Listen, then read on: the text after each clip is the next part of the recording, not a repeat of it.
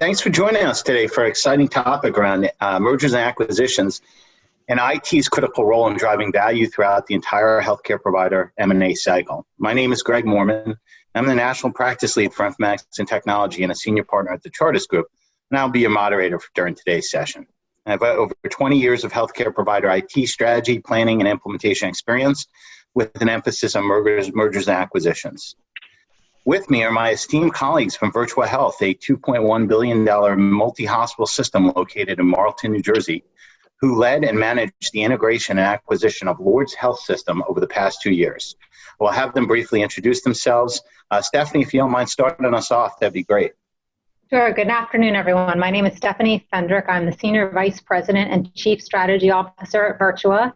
I was asked to help lead the transition and integration efforts and form the Integration Management Office, where I had the opportunity to handpick 2 dedicated individuals to work in the IMO, with Michael Capriati being one of them. And thank you, Stephanie. And then Tom, you want to go next? And then Michael, that'd be great. Sure. Thanks, Greg.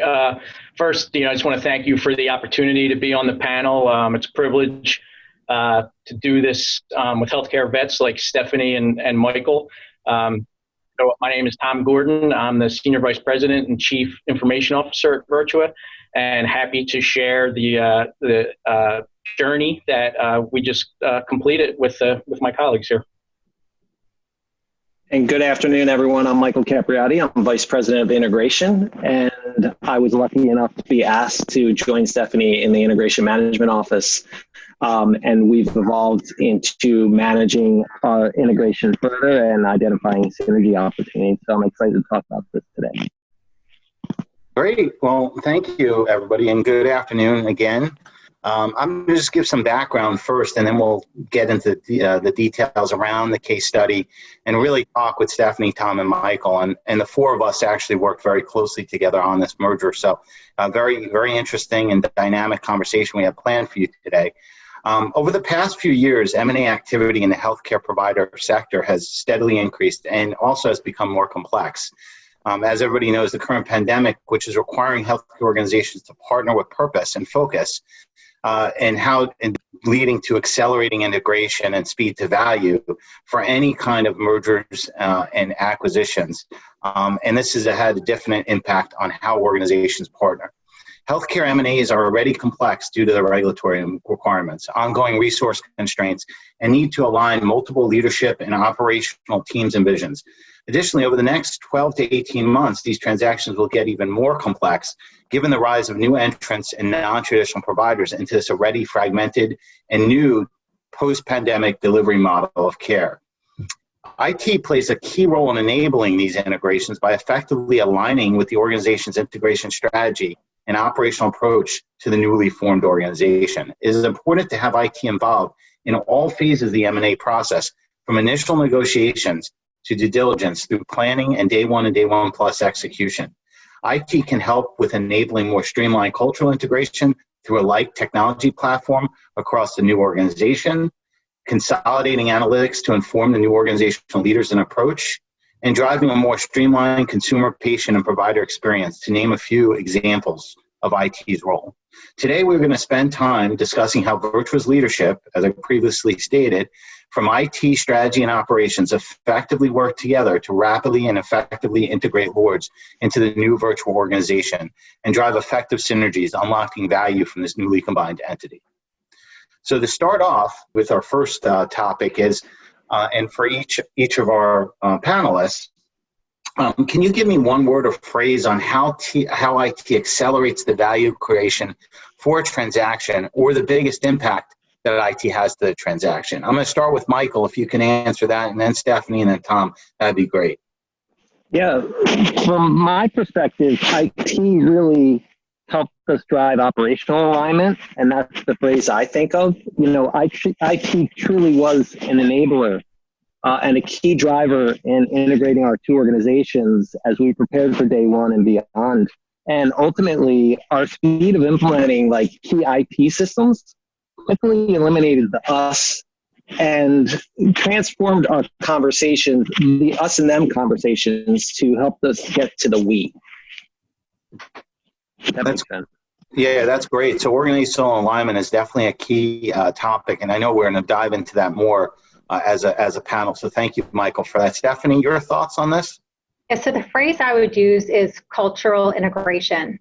And this is accelerated in a couple ways. First, as we planned for day one, we organized a number of design teams that had leaders both from Lourdes and from Virtua. And this really set the stage from the beginning that we were looking to create one inclusive system. In addition, we moved all of our colleagues into Virtua Workday for day one, which meant we needed to look at things like organization structure, alignment, the HR policies and practices. And again, this really reinforced and accelerated our focus on creating an inclusive and equitable culture. That's great, Stephanie. Thank you. Culture is another big one, and we're going to talk about that today. And finally, on this topic, Tom, if you can anchor us off here on your thought around IT, how IT accelerates the value creation, Sure. building off of Michael and Stephanie, that'd be great. Sure. Thanks, Greg. I'm going to use two phrases. I'm going to say for what we focused on, we really were looking at speed to value. So that's phrase one. And phrase two, we did that through our 6 Ps philosophy, which is proper prior planning prevents poor performance. So in other words, we spent the time and due diligence to really understand the organization, the technology, and the culture, right? It wasn't just technology for us. We needed to get a really nice picture of everything. And even culture in a way, right? We didn't just look at overall culture. We looked at things like culture as far as risk tolerance, because the risk tolerance could be different, for example, between the two institutions, and that could impact security programs, technology programs, disaster recovery programs. So we really had to take a lot of that into account. And we also wanted to learn the leadership team and figure out how it operated, who the decision makers were, because sometimes the leaders and the decision makers aren't always the same. And, you know, that really helped us out in a recent transaction we did, for example. We really took the time to get underneath the hood and due diligence. We identified some cybersecurity risks prior to finalizing the deal, for example.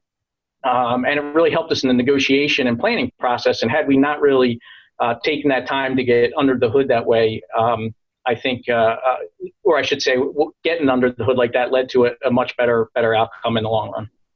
Yeah, that's fantastic. So 3 wonderful statements there. Organizational alignment, cultural integration, and speed to value. And so we're going to get on to the next topic here. So great points on that. So Stephanie, this one's for you.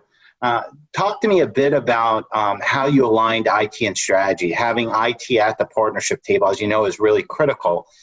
Why did you choose to bring IT to the partnership table early? And then building on that, from your vantage point, tell me a little bit about the IMO as well.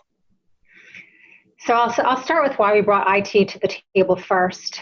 From the outset, as we approached this acquisition, we made a strategic decision that we would approach us as an operating company. So that meant we were setting the expectation that we were centralizing decisions and setting vision at the corporate level with the expectation that our plans would be executed by the different operational facilities. IT was an extremely important enabler for this operating model. And this approach set the tone as we approached due diligence, as we crafted the definitive agreement, as we approached our negotiation, and as we eventually executed the membership transfer agreement. Bringing IT to the table was essential because we knew that we were acquiring a healthy system that required significant IT and facility investments. So this was a major focus during due diligence. So in addition to all the other areas that you spend a lot of time looking at, financial, legal, HR, we really spent, and Tom and his team and the consultants that we worked with spent a lot of time looking at the IT systems and comparing what the Lourdes system had and what the Virtua system had, as well as doing a whole assessment around facilities and the wiring and what was available for us to implement a new system there. So everyone did their part through due diligence, and we actually had a due diligence hearing. It was a 2-day, full-day event where everyone reported out on their different areas and their findings, and this really allowed us to advance our understanding and pull together all of the anticipated issues, risks, and honestly investments, so that we could have a full financial picture of what it would take for us to do this acquisition the way we were anticipating doing it. And our eyes were wide open in terms of the required IT investment and the timing to bring the Lords onto the Virtua system. To address your question around IMO being sort of a critical success factor and how all that worked, with this acquisition, we knew that on day one, all of the corporate functions that Lords was having provided by their current owner would need to be assumed by Virtua.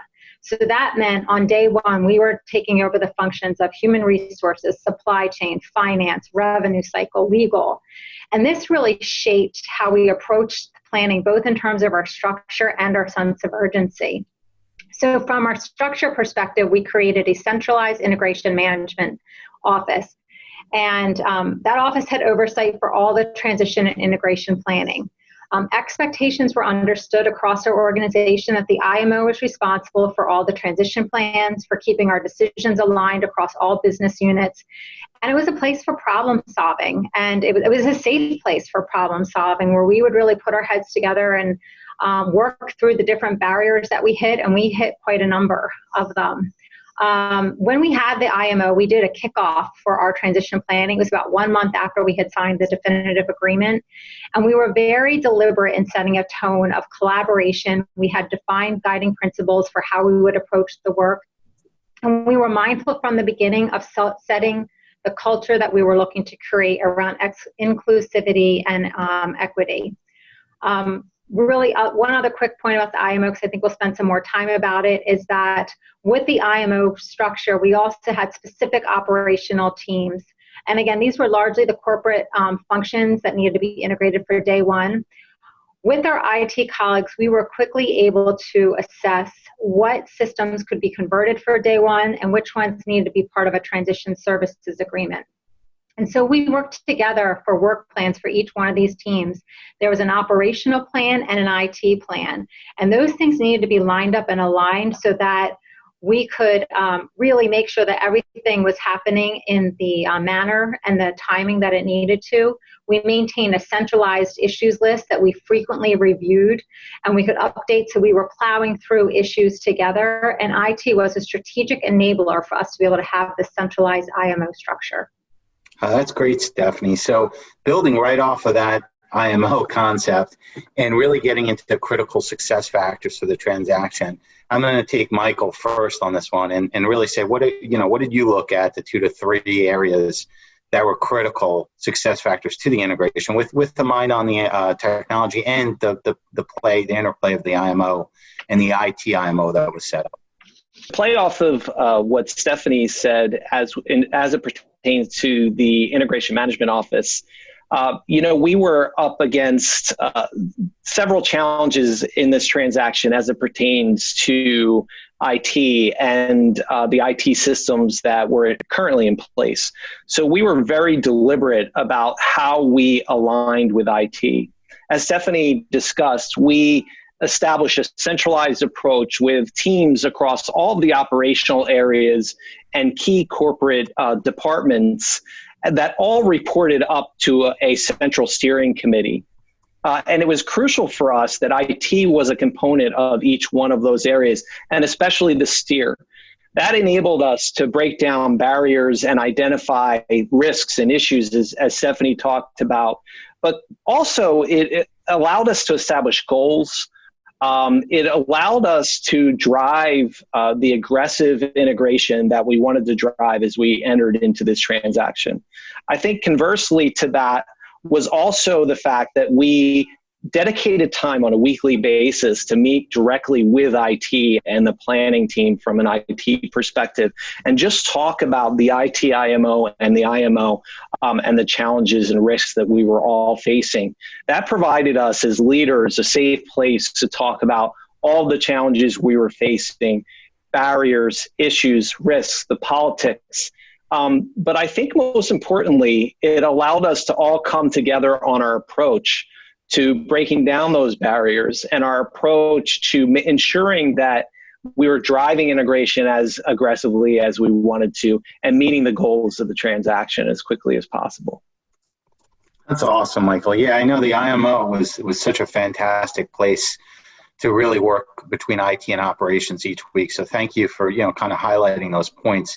I'm going to bounce off to Tom here and kind of ask him, and really, Tom, talk about how you view IT being ahead of the curve, and what's important for that. Like, why is it important to have IT in planning, and what are those critical success factors, considerations? Yeah, no, thanks, Greg. I think, to be honest, and you just heard it, it was, both Stephanie and Michael really set the table for the IT program to be successful. Couldn't have had two better partners to help, drive the strategy, set the strategy, and then enable us to really do what we do, which was the IT piece of that. Michael spoke to really wanting to put in an aggressive plan and timeline, and we did.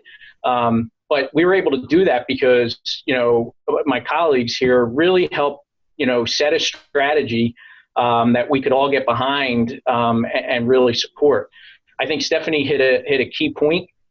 One of the things when you're doing these transactions is you have to decide whether you're going to be a holding company model or an operator model. If you're going to be a holding company from an IT perspective, then integrating technologies out of the gate and making big giant investments in technology might not be the right strategy. However, if you're going to be an operating model, which we decided we were going to be, well, that takes a different level of planning. You want to get to one technology platform. You want to look for that tight integration. In fact, that tight integration is a key success factor. It's paramount in the whole transaction. And I think the fact that we had those conversations early on allowed the IT program to really match up with the IMO and what goals were set and what the overall plan was for the entire merger. So we spent a lot of time upfront planning. We kind of follow the philosophy of the more you sweat, the more you sweat in practice, the less you bleed in implementation. And so we had these critical conversations. We challenged each other. We said, what do we want to be when we grow up? And we took that stuff forward with colleagues, and we did scenario planning. And it wasn't just IT. We were in lockstep with our operations and clinical partners. We drew out scenarios. We provided options, and we voted on options. We really pulled them apart and went deep on them. And in honesty, it was a real and genuine collaborative approach. And I really think it was key to the IT piece of the program. That's great, Tom. Yeah. So, and speaking of that, we're going to do a little bit of a deeper dive on aligning operations and IT. And you've heard Stephanie talk about it, Michael talk about it, now Tom. And so this one's going to be for Michael and Tom. So Tom, tell me a bit how you got leadership to get agreement on the integration guiding principles and some metrics before you did the detailed planning. You kind of alluded to that. And building in on top of that, maybe two examples of key integration points where IT and ops needed to be on the same page, especially for some of the day one challenges we had. Sure. So, based on the strategy that you've heard, right, we chose the operator model. We developed guiding principles with IT with that in mind. And I'll give you a few examples of our guiding principles, right? We wanted to establish equivalent IT capabilities in support of a high reliability organization, and use existing virtuous standards. We wanted to virtualize, not virtualize services as quickly as possible. We wanted to terminate any interim contracts or agreements as soon as possible. Again, speed to value. We wanted to fully leverage the service capabilities and assume full integration of practices. And so we kind of set that up as a picture of guiding principles, and that really had a cascading effect in each of our work streams as far as the strategic priority for how we were going to align the technology programs. Honestly, the day one IS impacts for this specific transaction that we're talking about were about the basics of running the business. we wanted to run it as a combined health system. We wanted to ensure that staff could access the facilities, get into the parking lot still, swipe time and attendance, get paid, that they would receive their benefits. They could efficiently order supplies across, a combined organization now.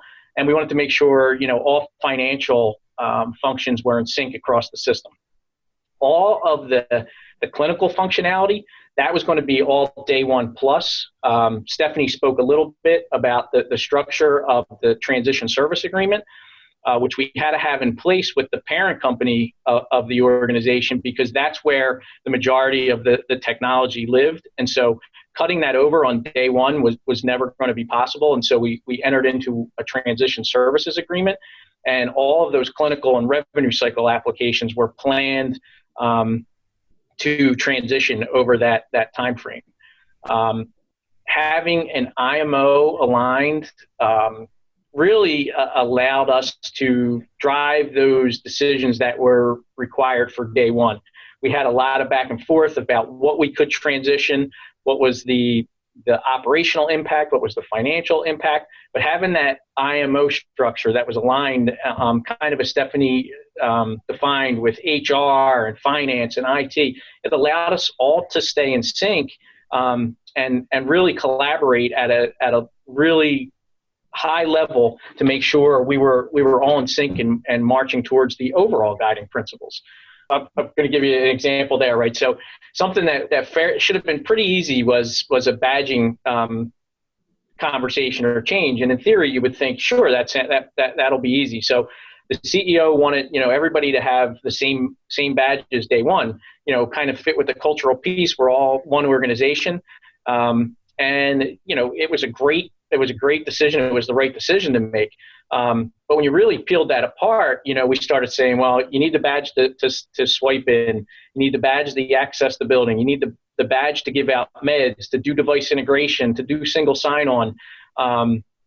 This was not a simple decision. It had many, many workflow changes. And so what we did was we went into scenario planning and said, all right, so what can we do? Can we do one badge for everyone? Do we have to do one badge for everyone? People keep their old badge. Can we do a badge and a sticker? So we had multiple scenarios, but at the end of the day, by doing that up front and having those conversations, we were able to make sure everyone on day one had the same Virtua badge and no functionality was lost. So it was critical to that. That's fantastic, Tom. I love how you bring in scenario planning and that example around badging. Hey, Michael, I'm going to turn it over to you to build off of what Tom just said, and maybe you can give one example using that scenario planning that again, the example of IT aligning with operations, so you had a seamless day one and good planning. Yeah, sure. One of the major components for us as we thought about our transition was converting over our new employees into our Workday platform from a human resources perspective. We really looked at what are going to be our options. Did we want to actually take the time and add the complexity of adding another 3,000 plus employees into this system, or is this something we could do post day one? We made the decision to actually enter all those employees into Workday for day one, which was definitely one of the more difficult challenges that we faced. But what it meant for us as an organization was amazing. We really were helping to drive alignment. Entering employees into Workday sounds simple, but in theory and in application, it was about aligning. We then had to align all the reporting structures as we were building out org charts across the organization and aligning employees into who they reported to. It helped us align the job titles and job descriptions as well as pay grades.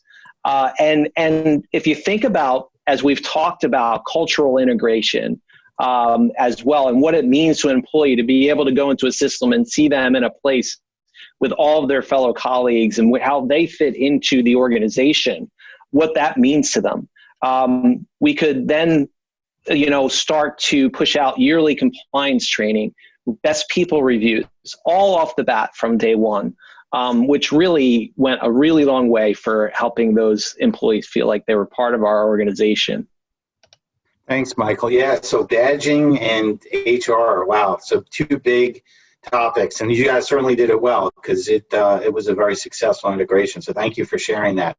I'm going to move over to Stephanie now to talk a bit about the IMO structure, a little bit more deep from your perspective, Stephanie, how you guys organize the design teams and the pieces and parts and how it worked. Obviously, IT was very important to that and critical to that as well.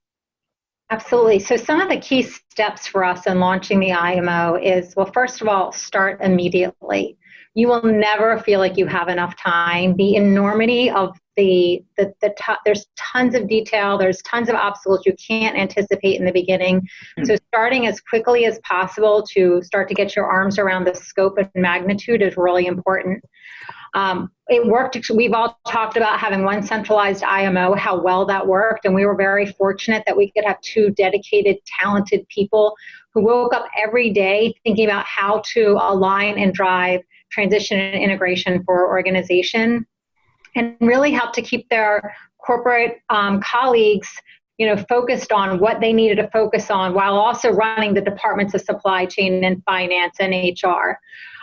Within the IMO, so it was Michael, our colleague Warren, and myself. I wasn't full-time there, but spent a lot of time there. We met every Monday and Friday to stay very much aligned, to look at what progress we were making, what were barriers, and to really brainstorm solutions. So while each of us took different teams to support different teams, we made sure that we were syncing up twice a week with the number of things that we had to work through.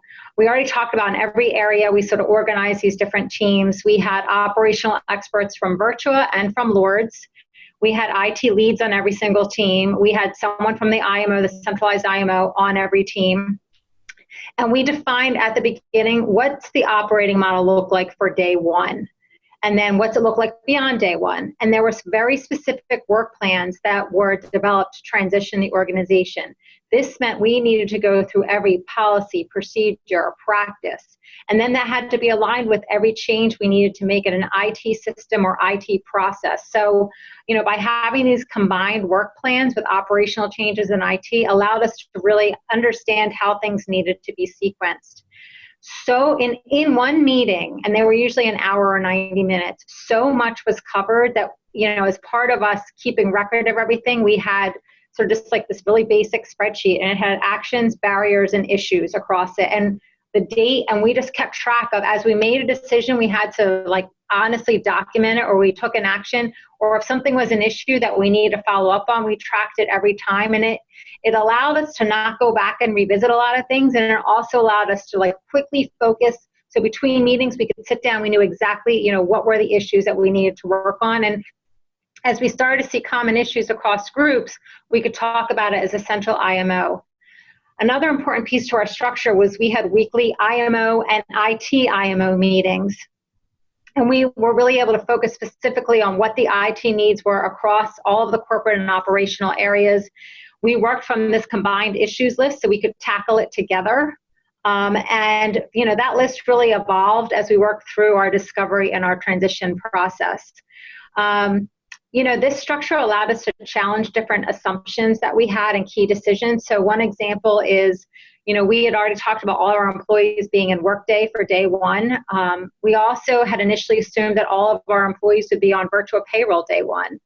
But by going through the requirements of what it meant for all of our employees to be in payroll, we realized we needed more time to get all the employees enrolled in benefits and to have things aligned with our AP process and finance. So we had a brief, there was a couple-week process where the employees stayed on their existing payroll system while we worked through some of that detail. But it was only really as we understood those requirements in conversation with our IT colleagues who could bring their expertise to the table, and we talked about it with HR and finance, that we understood we needed to pivot on that initial assumption. And then finally, I think Michael alluded to it, we had a very strong steering committee. So our executives, our senior executives were, met with us regularly. We were able to keep them very informed of the progress that we were making, and they stayed close to the issues. And because of that, we could quickly pivot. They understood the why. If we needed to make a change or we had delayed timing, they stayed so close to this project that we could quickly move in a different direction and have their support. And that was really helpful. Yeah, that's fantastic, Stephanie. Thank you for all the details around how the IMO actually worked. It gets fairly tactical. So and speaking of IT, I'm going to turn it over to Tom to build on what you said for a couple minutes here, just to talk a bit about what are the key considerations for operating the IT in IMO, that portion of the technology that actually supported the corporate IMO. So Tom, thoughts on that? Yeah, so great point, Greg. So as you've heard to this point, the IT team has been very fortunate to work with, great colleagues like Stephanie and Michael. So to be successful, just get a Stephanie and Michael and, be done with it. In all seriousness, that partnership was so valuable to my team. So having people that play that role, having colleagues that play that role, that really set the deck, moved issues, moved barriers was just invaluable to have such an aggressive plan be successful. The IMO structure overall allowed us to, match up the IT program like for like with the IMO, so we could go deep in the IMO, but also had a place to come back and make sure we were aligned at all levels. We were able to really develop well-defined plans and charters for each of those work streams, and that was really important. And I'm going to give you an example of that in a minute. So we had tight charters, we had tight plans. We put a lot of time and effort into developing those. We developed them in partnerships.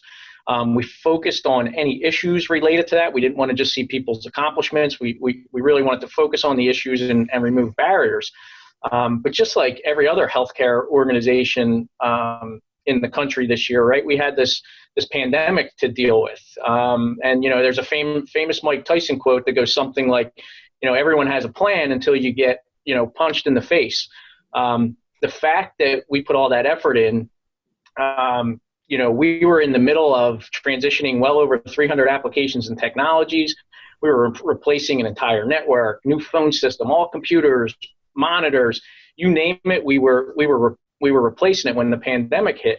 Well, the fact that we had put all this time into the playbooks and putting these structures in place, working with our colleagues, working with our outside partners, when we got punched in the face, we were able to come back with a left hook and a right uppercut. In other words, we didn't miss a beat with this project, and we still stayed on time, because we knew what the plan was. And so really putting that time in, matching up with that IMO structure and having really supportive colleagues during that process, it was really, really invaluable to the success, of the IT piece of this transition. Tom, I love the Tyson quote. That's fantastic. So I knew you would use it. So we, in our last question, the bonus round here, and just crisply, what is your one thing you want the audience to leave with here on lessons learned or phrase or something that you would want to share for somebody going through this or about to embark? And Stephanie, I'll start with you first.